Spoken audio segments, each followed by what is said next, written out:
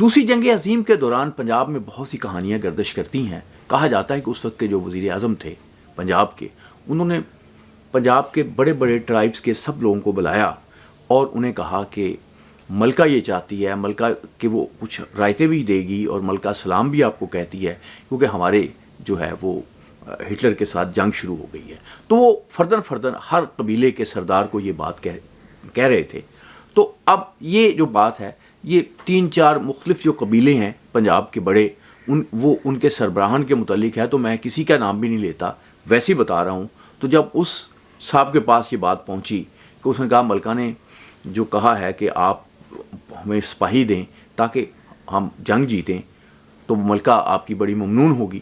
تو اس پہ اس قبیلے کے جو سربراہ تھے، وہ پنجابی قبیلے کے سربراہ جو تھے، انہوں نے کہا کہ اگر اس جنگ کے جیتنے کا انحصار جو ہے وہ ہمارے اوپر ہے اور ہمارے قبیلے پہ آ گیا ہے، تو پھر ملکہ کو ہمارا سلام کہیں اور اسے کہیں کہ ہٹلر کے ساتھ صلح کر لیں.